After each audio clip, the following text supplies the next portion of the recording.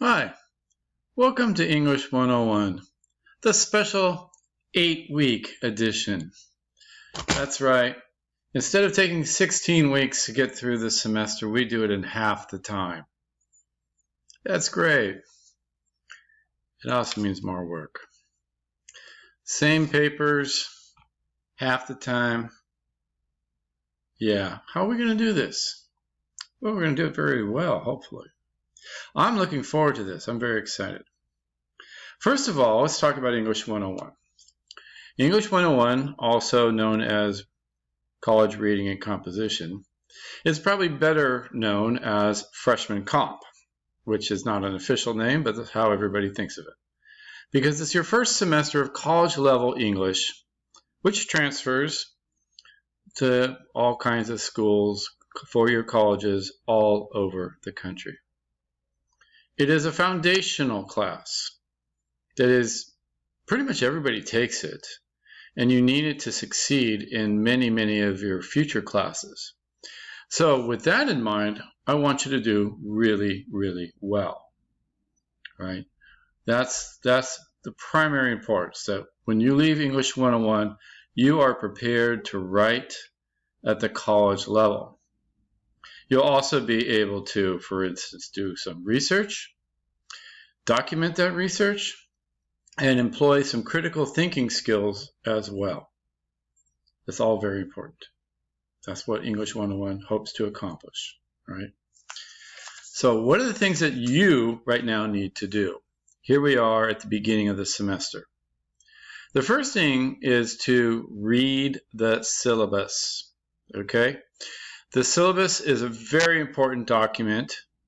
It tells you essentially what is going to happen this semester. It outlines some of the structure of the course, if you will. Also some basic rules of, behavior is not an issue because we're online, right? But issues of when work is due, that kind of thing, and what my late policy is. It's a great late policy. I don't take late work. That sort of thing, okay? How are grades determined?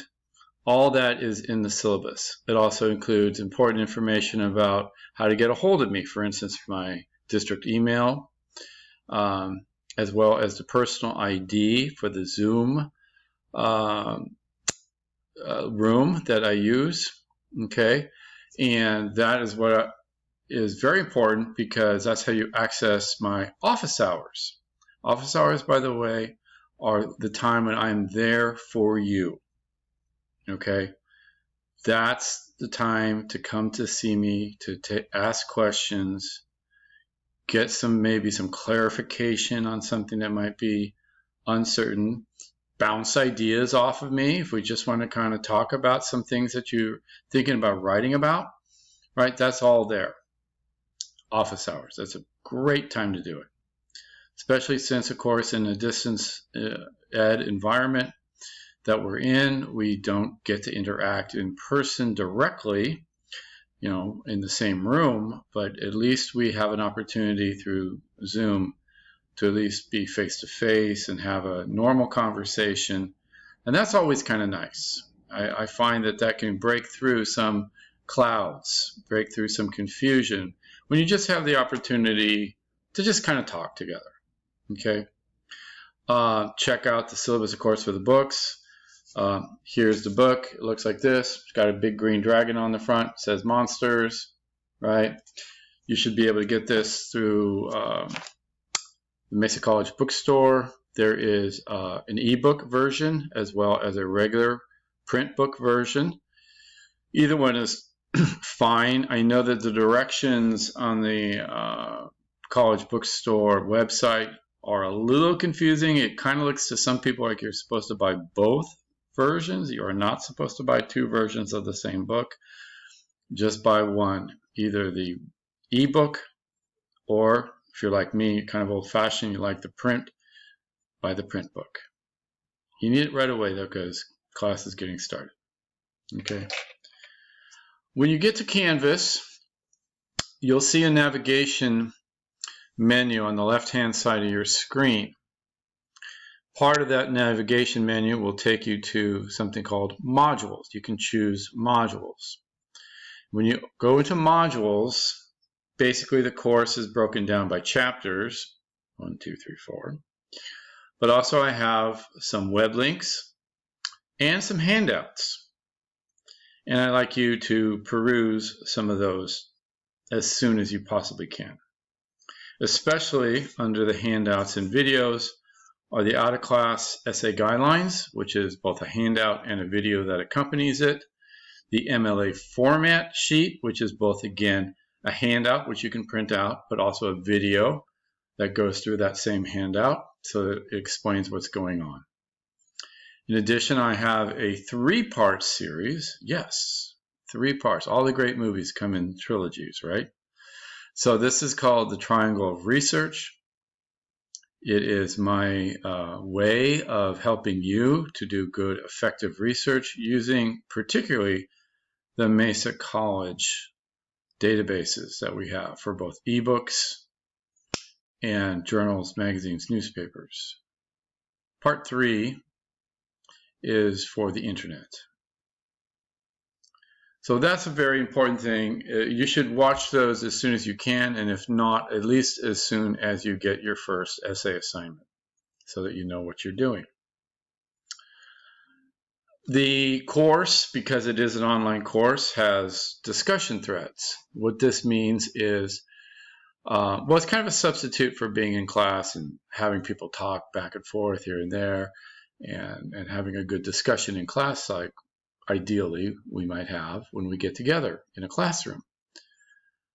And since that's not possible on an online environment directly, especially one like ours, which is asynchronous, meaning we don't meet at the same time, we have discussion threads. Discussion threads will, well, they'll be every week. Okay, there are 8 discussion threads for 8 weeks of this course. Let me just explain briefly how it's done. There will be a question, something to discuss. You have to do basically 2 things. You have to write an initial thread, your initial response to whatever that question is, whatever the prompt is. That will always be due Wednesday evening at 11:59. So you have, not counting the weekends, Monday, Tuesday, and all day Wednesday up until 11:59 p.m. to post your initial thread. The posts of the initial thread should run about 350 to 500 words in length. That's not an exact count, of course, but it's just an idea. It's not a 1 or 2 sentence thing, okay? It's not just a little tiny, here's my thought. No, it's something developed. But then after you post your initial thread, you'll be able to see and read the threads that have been written by other students in your class. I want you to choose 2 of those threads and write replies to that student. Again, it'll depend on what the question is as to how you're going to reply, of course. The replies should be about 150 to 250 words in length, and they are worth 25 points each.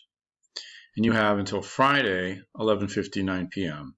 for the replies. Now, some people get in earlier and they have more than 2 days because they are starting to read posts on Monday or Tuesday, depending if there's enough posts to read yet, and they do their replies then. I don't grade the reply, I grade the initial threads first after Wednesday. And then I grade the secondary threads, which are the replies, after Friday is done. So it doesn't really matter as to when exactly you do it, as long as they're done by the deadlines. Okay.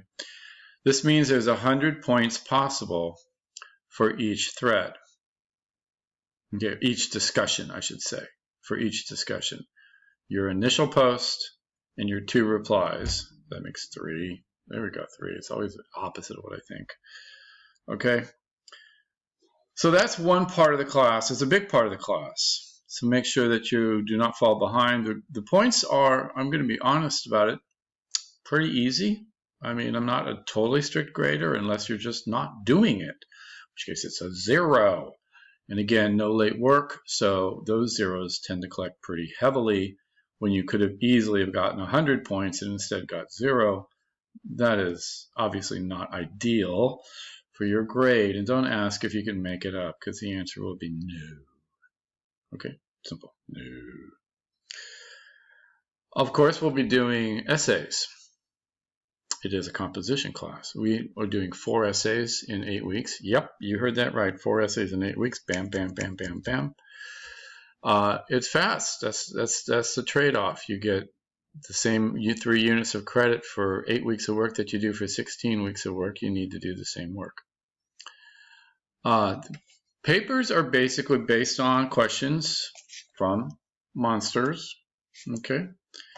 And while you may not be a huge fan of monsters in and of themselves, you'll find that a lot of the questions open up into a lot of other directions, because there's cultural stuff, sociological stuff, psychological stuff, historical stuff, artistic stuff. I mean, basically the whole realm of human experience is connected to the concept of monsters. So typically, you'll get an assignment sheet for each chapter. Not typically, you will get an assignment sheet for each chapter, which typically has about 10 to 12 different questions that you can choose from for your essay topic. And I am open, in some cases, to students who come up with another idea that, if I think it's appropriate and relevant to the work that we're doing, will be great. It'll work. So I try to be open to other topics as long as they're somehow connected to what we're talking about in the chapter. Okay. Don't come up and say, I want to write about child abuse, because child abusers are monsters. I will say no. Okay, that's not a good topic. Okay. When we do the papers, there'll basically be a 3-part process. First part is the, actually it's 4 parts, my bad. First part will be you propose a thesis sentence to me with some other materials, and you'll see what that is when we actually do this. But it's kind of like an initial thing where we say, okay, here's what I'm interested in writing about. And it's pretty brief, and it'll probably fit on a single page. Kind of a thesis, outline, sources. Say, okay, great, go on. That works. I love it. Go on. Next thing you do is a rough draft. The rough draft will then be read by other members of a peer group. I will create peer groups for the class. Other students, the 3 or 4 students, maybe 5 in some cases, not often, but usually 4 is my ideal. And you'll read their drafts and they'll read your drafts, and there will be a peer editing guideline sheet that they'll fill out and give to you, and you will give your peer edit sheets to them. And again, this all happens through Canvas. And then, lastly, the final draft. After you've gotten your rough, you've had it peer edited, you've had a chance to think about what's going on in it, and then boom, gets turned in. We'll do that 4 times. There we go, 4 times. Okay, so that's what I'm looking for this semester. So, how to do well? First of all, stay in touch. You should be checking your email. I know Generation Z doesn't like emails. Emails is for old people. I heard that phrase, email is for old people, 15 years ago at least. Guess what? That's how we're communicating to you. I'm not texting you, okay? I'm not sending you some message through social media, okay? You need to check your emails pretty much every day during the Monday through Friday week, okay? And I will be too. I check my emails all the time. Check, keep up. If you're confused, ask. Don't wait, especially in this class. Don't wait to find out what's going on. Ask right away, okay? Do not flake. Do not forget to check emails for 3-4 days and then beg me to let you do something late. The answer would be no. I will not allow that, okay?